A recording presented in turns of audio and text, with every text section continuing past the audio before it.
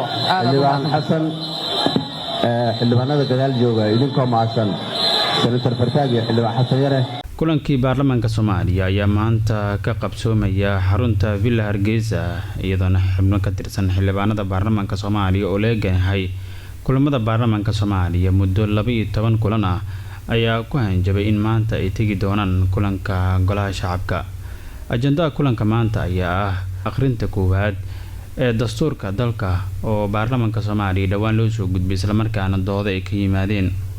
Gudoomiyaha golaha shacabka ee baarlamaanka Soomaaliya oo shalay soo saaray qoraal uu ku ganaaxayay 12 xildhibaan oo ka tirsan baarlamaanka Soomaaliya oo lagu eedeeyay in foodo ay ka kiciyeen kulanka baarlamaanka Soomaaliya ee toddobaadkan dhacay ayaa waxa uu sheegay in kulanka aysan imaan karin xubnahaas isla markaana sawiradooda la dhigay dhammaanba jagmoontiyada magaalada Muqdisho si aysan kaga soo gudbin. Xubnahan ayaana sheegay in kulanka maanta ay tagi doonaan isla markaana ay diyaar u yihiin inay ka qayb galaan. kulanka maanta ayaa ah kulan aad u xasaasi ah isla markaana wax looga hadlayo arrimaha dastuurka dalka waana sababaha ugu badan ee isku hayaan xubnaha mucaaradka iyo muxaafadka ee kulankii golaha shacabka ee baarlamaanka Soomaaliya ee toddobaadkan fashilka ku soo dhamaaday.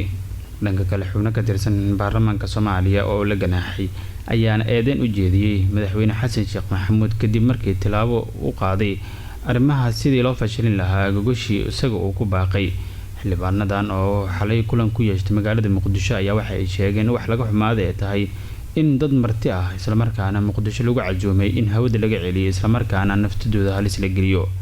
xildhibaan Xasan oo kamid ah xubnaha baarlamaanka Soomaaliya isla markaana hore iskugu sharaxay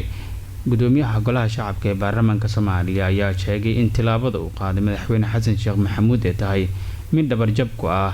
dowladnimada isla markaana uu ku soo koobo oo kaliya magaalada Muqdisho. hadalka xildhibaanka ayaa imaanaya kadib markii maalmadii shalay Muqdisho laga celiyay diyaarado oo ka yimid magaalooyinka Kismaayo iyo Garowe ee doonaya inay